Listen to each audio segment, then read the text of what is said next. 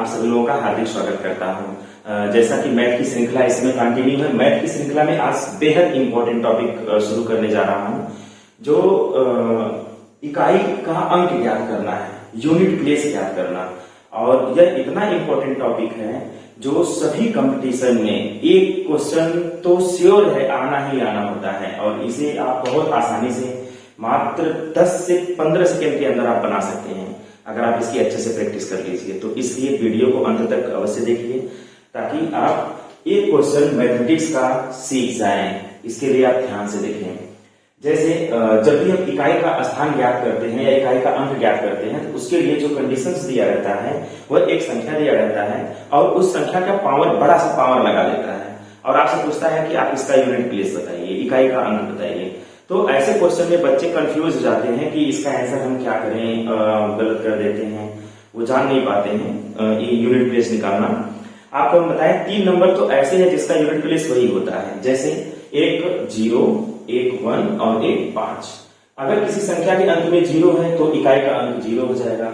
अगर किसी संख्या के अंत में 1 है तो घात कुछ भी लगा है उसका इकाई का अंक 1 हो जाएगा।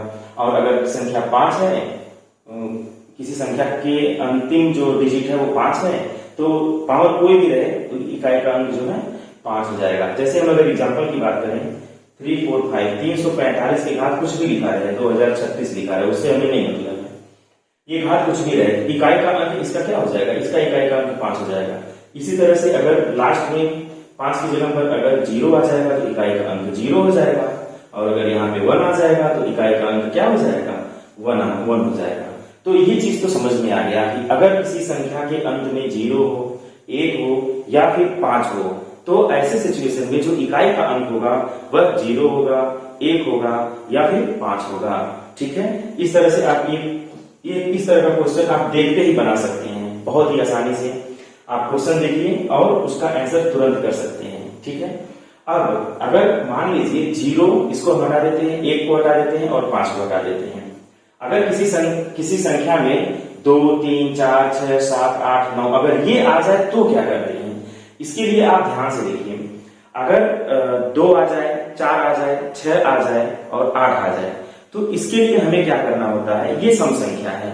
और अगर सम संख्या आता है तो सम संख्या के लिए यूनिट प्लेस निर्धारित करना, या फिर विषम संख्या आता है तो विषम संख्या के लिए यूनिट प्लेस निर्धारित करना। इसको हम कैसे करेंगे ये भी बहुत आसानी से आप सीख सकते हैं। इसके लिए क्या करते हैं, एक छोटा सा हम एग्जाम्पल लेते हैं। देखिए, कोई भी जब हम बड़ी चीज सीखते हैं तो छोटे एग्जाम्पल के थ्रू सीख सकते हैं। इसके लिए आप ध्यान से देखिए। जैसे यही 2 को हम टेकअप करते हैं। 2 की घात 1 करेंगे तो 2 आ जाएगा, 2 की घात अगर हम 2 करेंगे तो 4, 2 की घात 3 करेंगे तो 8 और 2 की घात 4 करेंगे तो 16। ये देखिए 4 का सेट तैयार हो गया। अब जैसे ही हम 2 की घात 5 करेंगे 32 आ जाएगा। आप देख रहे हैं 2 की घात 1 का जो यूनिट प्लेस है वो 2 है और 2 की घात 5 का भी यूनिट प्लेस 2 है, यानी कि ये 4 का सेट तैयार हो गया। ऐसे ही बड़ी संख्या अगर करें उसमें भी यही क्रम लागू होता है। ऐसा नहीं है सिर्फ 2 के लिए, 3 के लिए, 4 के लिए, 1000 के लिए, 1 लाख के लिए, कोई भी नंबर रहे तो शुरू के जो 4 प्लेस आप देख रहे हैं इसका जो इकाई का अंक होता है, ठीक है, तो जैसे हम 5वां स्थान का इकाई का अंक देखेंगे तो पहले से मैच करेगा, 6वें का देखेंगे तो दूसरे से मैच करेगा, 7वें का देखेंगे तो तीसरे से मैच करेगा, और ऐसे ही 8वें का देखेंगे तो चौथे से मैच करेगा, और जैसे हम 9वां की बात करेंगे फिर पहले से मैच कर जाएगा। यानी इकाई का 4 का सेट होता है। इसीलिए अगर किसी संख्या में पावर लगाया अगर हो तो उस घात को या पावर को 4 से डिवाइड कर देते हैं। ठीक है, ये क्यों करते हैं, क्योंकि ये देखिए 4 सेट के बाद जब 5वां निकालते हैं तो जैसे मान लीजिए शेष 1 बच रहा है यानी कि वो 5वें की बात कर रहा है, शेष 2 बच रहा है तो यानी कि वो दूसरे की बात कर रहा है, तो जो दूसरे का इकाई का अंक होगा वो हम लगा देंगे। तो देखिए कितना आसान होता है, पहले हमें क्रम को समझना होता है। ठीक है, अब देखिए अगर सम संख्या है और पावर 4 है, देखिए हर 4 कर देंगे, जैसे हम 4 से डिवाइड करेंगे तुरंत हमें पता चल जाएगा, शुरू के 3 पता चल जाता है और 4 के बाद के 3 और पता चल जाता है, और चौथा जो नंबर होता है वो सेम हो जाता है। इसलिए हम हमेशा घात में 4 से भाग निकालते हैं और फिर शेष ज्ञात करते हैं। यही इसका प्रोसेस है। कि घात को 4 से भाग दीजिए और शेष निकालिए। बस इसी मंत्र को आप याद रखिए कि जो भी पावर है उसमें हमें 4 से डिवाइड करना है। क्यों डिवाइड करना है? क्योंकि 4-4 के सेट के बाद अगला जो 5वां आता है वो पहले वाले से मैच कर जाता है। जो पहले वाले का इकाई का होगा वही 5वें का इकाई का होगा। इस वजह से 4 से हम डिवाइड करते हैं। जैसे बच्चे ये नहीं जान पाते 4 से क्यों डिवाइड करते हैं, उसका यही वजह है। ठीक है, अब आप आगे देखिए। जैसे मान लीजिए हम सबके 4 घात लगा दे रहे हैं। जैसे 2 की घात 4 कर दे रहे हैं, तो 2 की घात अगर हम 4 करते हैं तो इसका जो मान होगा वो 16 हो जाएगा। इकाई का अंक 6 आ गया। और अगर हम 4 की घात 4 करते हैं तो देखिए 4 गुणे 4, फिर 4 गुणे 4, तो 4 चौक 16, इकाई का अंक 6, 4 चौक 16, इकाई का अंक 6। तो हम इकाई का अंक केवल ले लेंगे और 6 इज 36, फिर इकाई का अंक 6 आ गया। ऐसे अगर हम 6 की बात करें तो 6 गुणे 6 गुणे 6 गुणे 6, 4 बार गुणा किए तो इसका गुणा करेंगे तो 36 हो जाएगा, इसका गुणा करेंगे तो 36, और जब हम 6 का 6 में गुणा करेंगे फिर 36, और यहां से हमें इकाई का अंक 6 मिल जाएगा। तो आप देखिए यहां से भी इकाई का अंक 6 मिल गया। ऐसे ही जब हम 8 की बात करेंगे तो 8 की बात करेंगे तो 8 की घात अगर हम 4 करें, 8 गुणे 8 गुणे 8 गुणे 8, 8 हम 4 बार लिखेंगे, 8 खाए 64, 64 यानी इकाई का अंक 4 मिल जाएगा। यहाँ भी इकाई का अंक 4 मिल जाएगा, और 4 4 का गुणा करेंगे तो 16 हो जाएगा। यहाँ से भी इकाई का अंक क्या मिल जाएगा? 6 मिल जाएगा। इसका मतलब ये हुआ कि अगर सम संख्या है और घात 4 लगा दे रहे हैं तो इकाई का अंक हमेशा क्या आ रहा है? 6 आ रहा है। ये चीज हमें नोट करना होगा। ठीक है, जैसे अगर कोई सम संख्या है, ठीक है, और हम उसके पावर 4 लगा दे रहे हैं, ठीक है, तो उसका इकाई का अंक 6 आ जा रहा है। ये तो हो गया छोटा एग्जांपल कि हम 2 पे चेक कर लिए, 4 पे चेक कर लिए, 6 पे चेक कर लिए, 8 पे चेक कर लिए। अब कोई बड़ी संख्या अगर हम लेते हैं और उस पे घात अगर, जैसे मान लीजिए हम यहाँ पे 32 ले लेते हैं और 32 की घात को हम सपोज 4 से डिविजिबल कोई भी नंबर ले लेते हैं, हम ले लेते हैं 16, 32 के पावर 16 अगर कर देते हैं और हमें इसके इकाई का अंक निकालना हो, इकाई अंक हमें बताना हो, तो इसका इकाई का अंक क्या हो जाएगा? हम 16 में 4 से भाग देंगे तो 4 चौक 16। ये घात है, हमेशा घात में 4 से डिवाइड कर देते हैं। जो ये पावर होता है, घात होता है, उसमें 4 से भाग देते हैं। शेषफल चेक करते हैं तो शेषफल अगर 0 आ जाता है और संख्या सम संख्या है तो इकाई का अंक 6 हो जाएगा। बिना सोचे समझे आप लगा दीजिए। ठीक है, अगर कोई सम संख्या है, अगर उसकी घात को 4 से डिवाइड करेंगे, ठीक है, 4 से डिवाइड पूरा भाग चला जाए यानी कट जाए तो इकाई का अंक क्या हो जाएगा? 6 हो जाएगा। कोई भी बड़ी से बड़ी संख्या क्यों ना हो, उससे फर्क नहीं पड़ता, कोई भी संख्या हो। अब यही सेम चीज हम लोग विषम संख्या के लिए चेक करेंगे। तो विषम संख्या के लिए हम बड़ी संख्या नहीं लेंगे, हम लोग छोटे छोटे एग्जाम्पल्स को देखेंगे। छोटे एग्जाम्पल्स पे जो चीजें सही हो जाएंगी वो बड़े बड़े एग्जाम्पल्स के लिए लागू हो जाएंगी। इसीलिए कहते हैं मैथमेटिक्स को जो है एंजॉय करिए। आप पहले सीखिए, चीजों को पहले आप समझिए, छोटी छोटी चीजों को समझिए। जब हम छोटी छोटी चीजों को समझ जाते हैं तो फिर बड़ी चीजें आप अपने आप हमें समझ में आने लगती हैं। यानी कि बड़ी चीजों का आधार क्या है? हम लोग डर जाते हैं बड़ी चीजों को देख करके, बड़े अंक को देख करके कि अरे ये हम नहीं लगा सकते हैं। नहीं, आप अपने अंदर जो है हिम्मत भरिए, आप बिल्कुल कर सकते हैं, कुछ कठिन नहीं है। जैसे अगर हम यही सेम चीज विषम संख्या के लिए दें तो विषम संख्या के लिए आप लोग खुद ट्राई कर सकते हैं कैसे हमें करना है। इसके भी पावर हम 4 लगा देंगे। जैसे 3 टू द पावर अगर हम 4 लगा दें तो हमें देखेंगे 3 की घाते 4, इसका जो मान होता है वो 81 होता है, तो इकाई का अंक 1 आ गया। ऐसे ही हम 7 की घाते अगर हम 4 करेंगे तो देखिए 7 गुणे 7, 7 7 49, यहाँ से 9 मिल जाएगा, फिर 7 गुणे 7, यहाँ से 9 मिल जाएगा, 9 9 81, 81, इसका भी इकाई का अंक, यानी कि 7 की घाते 4 का भी इकाई का अंक क्या आ रहा है? 1 आ रहा है। ऐसे 9 की घात अगर हम 4 करें तो यहाँ पे आप देख रहे हैं 9 का गुणा हम 4 बार कर दें तो 9 9 81 इकाई का अंक, 9 9 81 इकाई का अंक, इकाई के अंक भी गुणा करेंगे तो क्या आएगा? 1 आएगा। इसका मतलब 9 की घाते 4 का मान अगर हम देखते हैं तो जो इकाई का प्लेस होगा, यूनिट प्लेस होगा, वो 1 आएगा। अब ये तो बहुत आसान हो गया, यानी विषम संख्या है तो हमें सोचना ही नहीं है। अगर वो 4 से पूरा कट जा रहा है तो इकाई का अंक क्या हो जाएगा? 1 हो जाएगा। देखिए कितना आसान है। हमने छोटे एग्जाम्पल्स को लिया, 3 7 9 के लिए लागू हो रहा है। अब ये चीज हमें बड़ी संख्या के लिए लागू कराना है। जैसे मान लीजिए कोई भी हम इकाई का अंक कोई भी संख्या ले रहे हैं, दे रहे हैं, और 13 की घात अगर हम 16 लगा दें और आपसे कोई कहे कि आप इकाई का अंक बताइए, तो आप क्या करेंगे? अब यहाँ पे 16 में 4 से भाग देंगे, आप देख रहे हैं ये कट गया। अगर ये पूरा पूरा विभाजित हो गया तो, और ये विषम संख्या है, ऑड नंबर है, 13 क्या है? ऑड नंबर है। तो ऐसे सिचुएशन में यहां पर इकाई का जो अंक होगा, इकाई अंक क्या होना चाहिए? अरे 9 की घात 4 किए हैं, इकाई का अंक 1 आया है। 13 की घात 4 करेंगे तो इकाई का अंक 1 ही आएगा। क्या आएगा? 1 आएगा। कोई भी विषम संख्या हम लेंगे, इकाई अंक 1 ही आना है अगर उसकी घात 4 से डिवाइड हो गई है। और सम संख्या है, इकाई का अंक 6, विषम संख्या है, इकाई का अंक 1। तो इतनी सारी चीजें हम लोग क्लियर कर चुके हैं।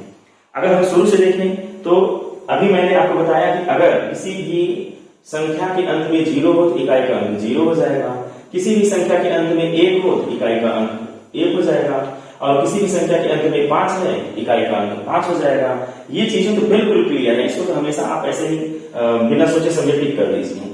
अब समस्या यह है कि अगर सम संख्या है या फिर विषम संख्या है तो इकाई का अंक क्या होगा? अगर सम संख्या है और घात 4 से कट जा रही है तो आप तुरंत श्योर हो जाइए इसका इकाई का अंक 6 हो जाएगा। और अगर विषम संख्या है, घात पावर जो है वो 4 से डिवाइड हो जा रहा है, डिविजिबल हो जा रहा है, तो आप बिल्कुल श्योर हो जाइए कि वो संख्या का इकाई का अंक उस संख्या के इकाई का अंक 1 होने वाला है। यहां तक कोई दिक्कत? यहां तक कोई दिक्कत नहीं होगी। अब जो मेन प्रॉब्लम है वो ये है कि हम डिवाइड करें, जैसे हम घात में भाग दें 4 से और वो पूरा पूरा न कटे, तब क्या करेंगे?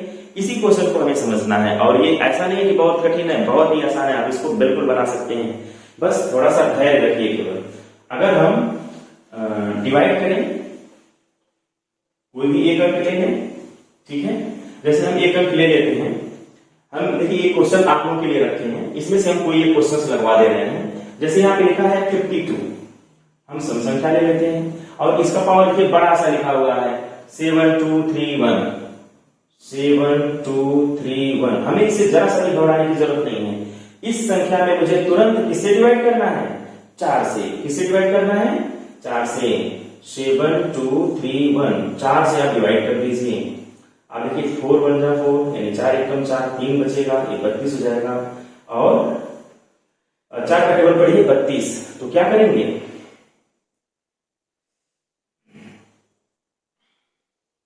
4/32 ये हो जाएगा कैंसिल। अब यहाँ 3 आ जाएगा, 4 से छोटा हो गया, 0 बढ़ा दीजिए, ठीक है? और 0 बढ़ा देंगे तो फिर हम यहाँ पे 1 उतार लेंगे। फिर 4 7 28, 28 29 30 31 3। अब आप देख रहे हैं कि शेष जो है वो कितना बच रहा है? 3 बच रहा है।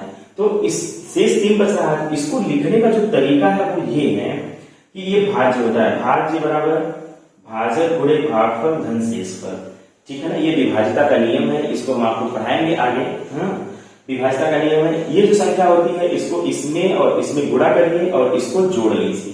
तो यहाँ पे वही सेम चीज हमें काम करना है। जैसे 52 है, 52 की घात हमें करना है 7231 है, तो इसको हम लिख सकते हैं 4 इंटू, यहाँ पे लिख देंगे 1807, 1807, ठीक है? और हम इसको पूरा इरेज कर देते हैं। हाँ, अब देखिए, अब ये जो है 4 से डिवाइड हो चुका है और यहाँ पे जो शेषफल है इसको हम +3 कर देंगे। देखिए 7231 को हम क्या लिख सकते हैं? 4 गुणे इतना +3, 4 गुणे 1860 +3, ठीक है? अब इसके लिए क्या करेंगे? 4 गुणे 1860, इससे भी नहीं मतलब है। अब ये देखिए 52 की घात 4 हो गई, 52 की घात 4 और 52 सम संख्या है, तो 52 की घात 4 और ये सम संख्या है, ठीक है ना? इसको आपको नोट रखना है, ठीक है? अब हम क्या करेंगे? इक्वल।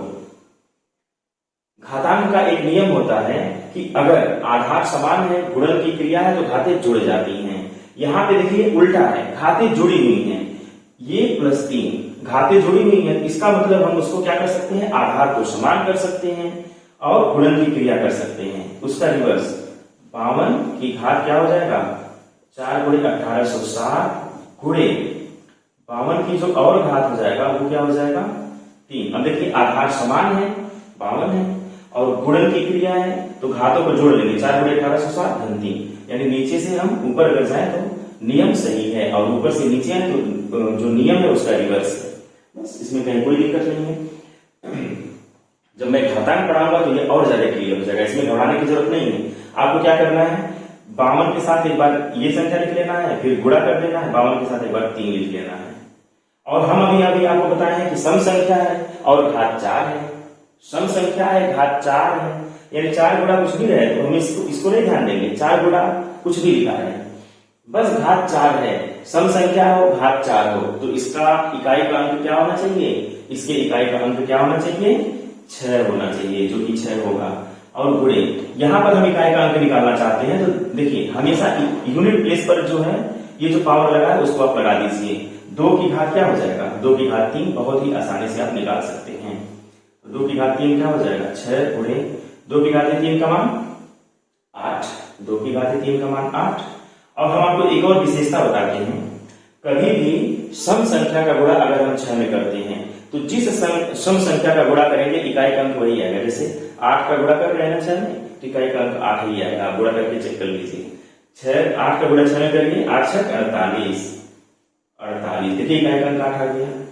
यानी कि इससे भी मतलब मत रखिए क्योंकि ये तो 6 होगा और 6 का अगर हम मल्टीप्लाई करते हैं तो इकाई का अंक वही होना है, कहीं कोई अंतर नहीं आएगा। यानी कि जब हम घात में 4 से भाग देंगे शेष देख लेंगे और जो शेष आएगा, ठीक है, जो भी शेष आएगा उसे हम यूनिट प्लेस पर उस संख्या के अंतिम अक्षर यानी इकाई के अंक पर लगा देंगे और जैसे इकाई के अंक पर लगा देंगे वही आंसर होगा।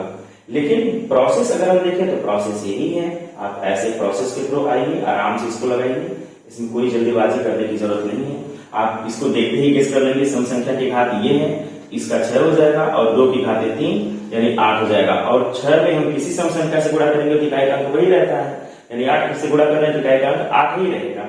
आप औपचारिकता पूर्ण कर दीजिए, इकाई का अंक आपको क्या मिल जाएगा 8 मिल जाएगा। तो इस क्वेश्चन में यूनिट प्लेस क्या आ गया 8 आ गया। देखिए कितना आसान है। अब ये एक क्वेश्चन नहीं है, अब ये 1000 क्वेश्चन के बराबर है। अगर आपको समझ में आ जाए तो आप अपने मन से क्वेश्चंस बना सकते हैं या किसी दूसरे बुक से, जो भी आपके पास बुक अवेलेबल है मैथमेटिक्स की है, यूनिट प्लेस पे जाइए, ठीक है, और वहां से आप क्वेश्चन को नोट करिए और उस क्वेश्चन को बनाना शुरू करिए। देखिए आप कितने आसानी से उस क्वेश्चन को बना पाए।